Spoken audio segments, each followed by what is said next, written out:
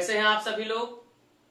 चलिए जल्दी जल्दी आप लोग ऑनलाइन आकर के पढ़ाई लिखाई शुरू कीजिए।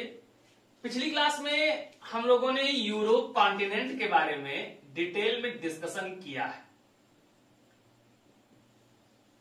आज हम लोगों के डिस्कशन का टॉपिक जो रहेगा वो होगा साउथ अमेरिका कॉन्टिनेंट। यानी आज हम लोगों को जिस कॉन्टिनेंट के बारे में पढ़ना है वो कौन सा कॉन्टिनेंट है, वो है साउथ अमेरिका कॉन्टिनेंट, यानी दक्षिण अमेरिका महाद्वीप है। जो ये साउथ अमेरिका कॉन्टिनेंट है, दक्षिण अमेरिका महाद्वीप, जो आपको बोर्ड पे दिख रहा होगा, आपके स्क्रीन पे दिख रहा होगा, ये साउथ अमेरिका कॉन्टिनेंट विश्व का चौथा बड़ा महाद्वीप है, कॉन्टिनेंट है, फोर्थ लार्जेस्ट कॉन्टिनेंट है। ये तो आप सबको याद है कि सबसे बड़ा एशिया, एशिया के बाद अफ्रीका, अफ्रीका के बाद नॉर्थ अमेरिका, नॉर्थ अमेरिका के बाद साउथ अमेरिका, साउथ अमेरिका के बाद एंटार्कटिका, एंटार्कटिका के बाद यूरोप, और यूरोप के बाद ऑस्ट्रेलिया। ये विश्व के 7 बड़े महाद्वीप एरिया के अनुसार हो गए। इसमें से we have discussed already Europe continent, so now today we start discussion of South America continent.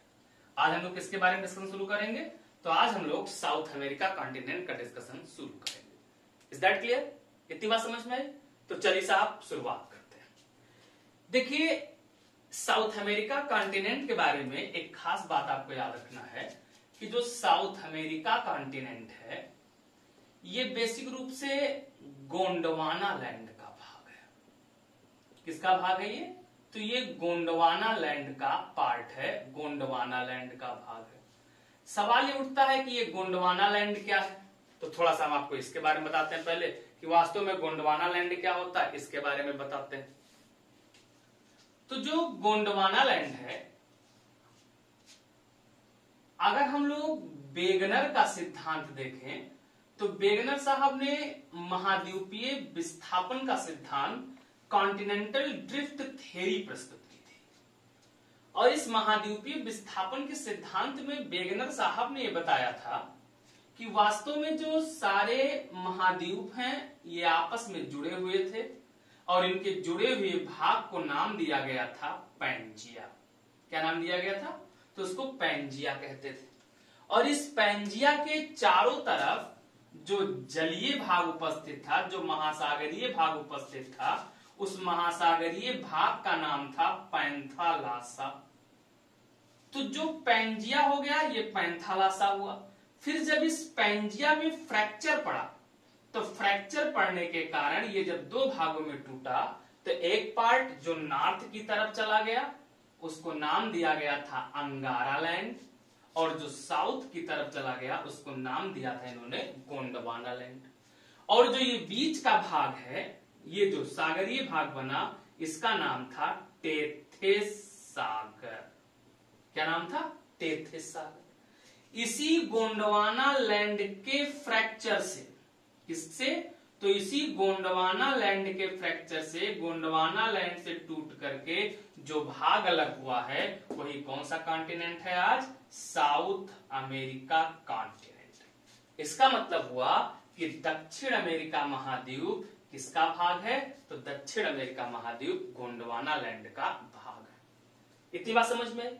अब इससे आगे प्रोसीड करते हैं। देखिएगा, अब अगर हम लोग देखें तो ये जो साउथ अमेरिका कॉन्टिनेंट आपको दिख रहा है ये कनेक्ट है किसके साथ? तो ये कनेक्ट है नॉर्थ अमेरिका कॉन्टिनेंट के साथ। किसके साथ कनेक्ट है ये? तो ये आपको कनेक्ट दिख रहा होगा नॉर्थ अमेरिका कॉन्टिनेंट के साथ, आपको कनेक्ट दिख रहा होगा। ये पोर्शन नॉर्थ अमेरिका कॉन्टिनेंट का, ये हो गया साउथ अमेरिका।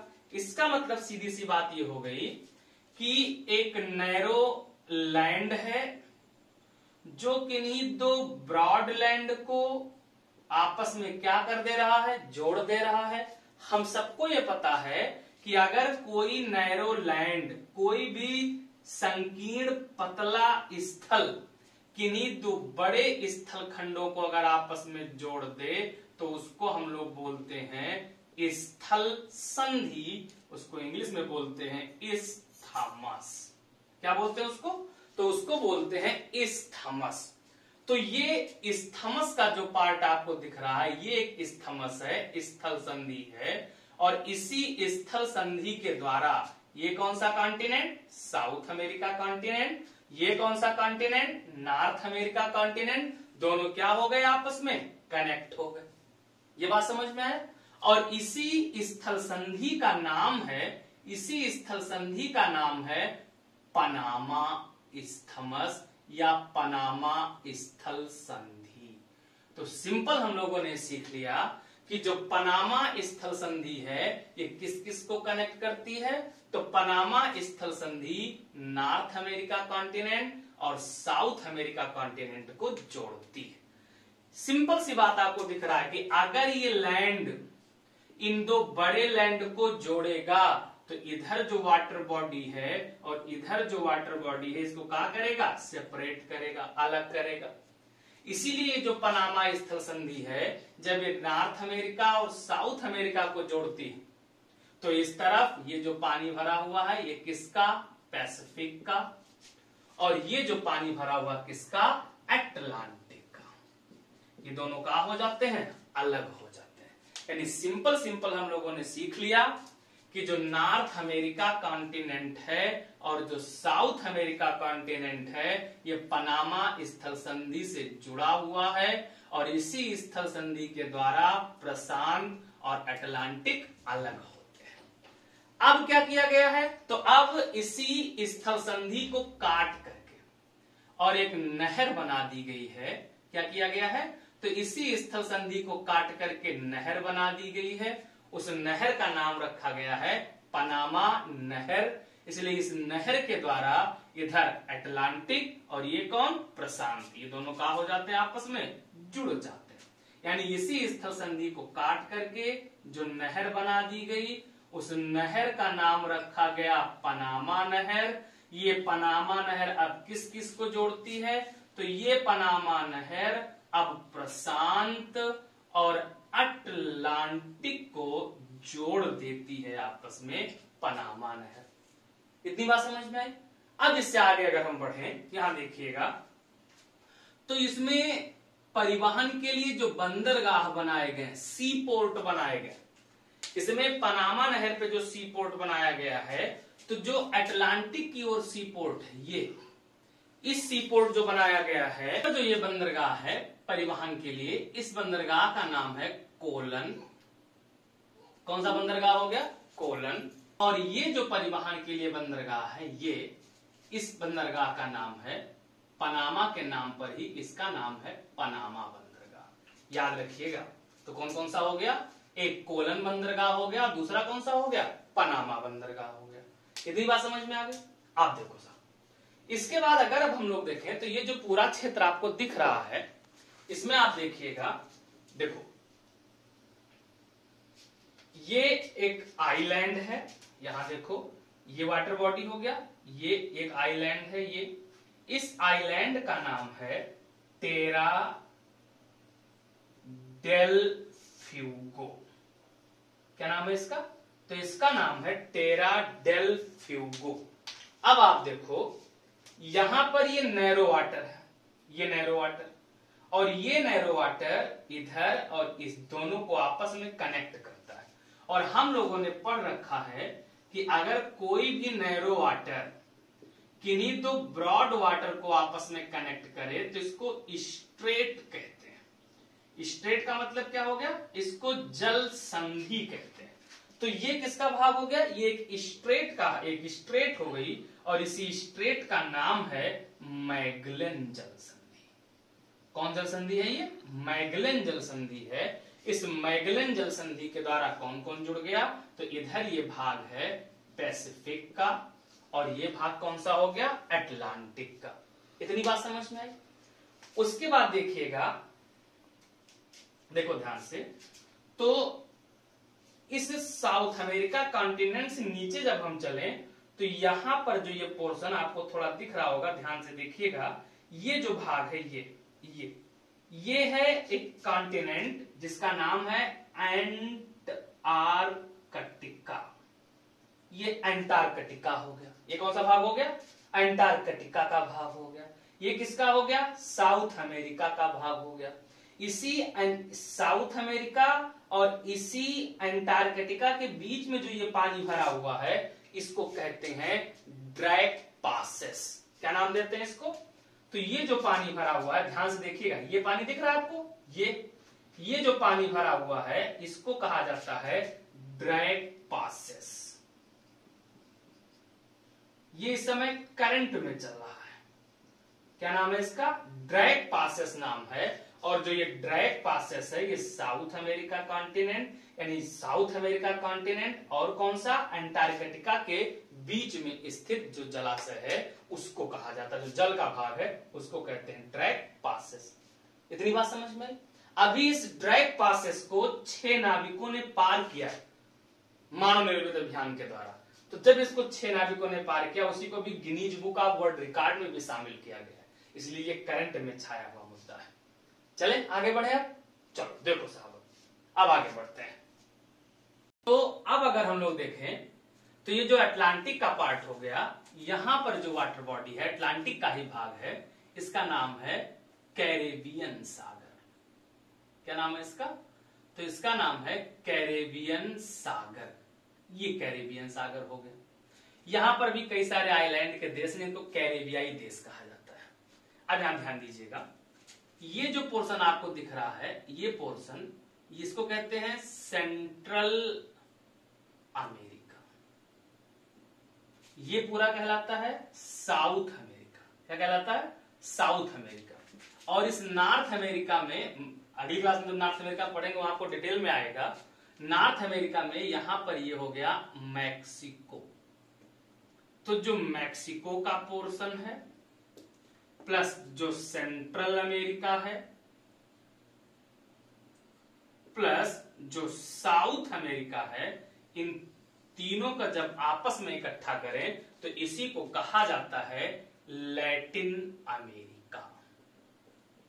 क्या बोलते हैं इसको? तो इसी को बोलते हैं लैटिन अमेरिका के देश। ये बात समझ में आया? अब आगे बढ़ते हैं। देखो साहब, अब इसके बाद अगर हम लोग देखें तो हम सबको पता है, यहां देखिएगा, ये जो रेखा होके जा रही है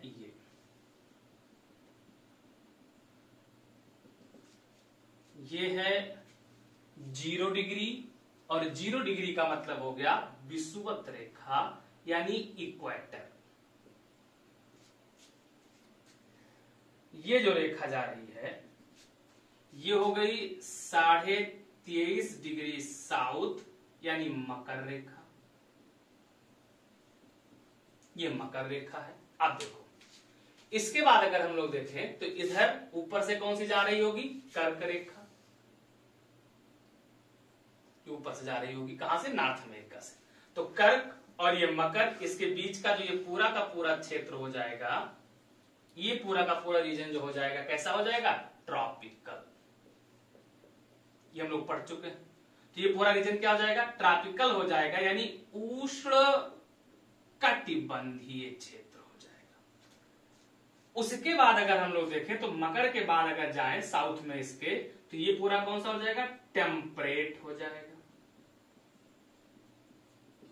इसका मतलब ये हुआ कि हमको साउथ अमेरिका कॉन्टिनेंट में, इस साउथ अमेरिका कॉन्टिनेंट में आधा भाग, ये पोर्शन कैसा मिलेगा? ट्रॉपिकल क्लाइमेट का मिलेगा, ट्रॉपिकल रीजन मिलेगा।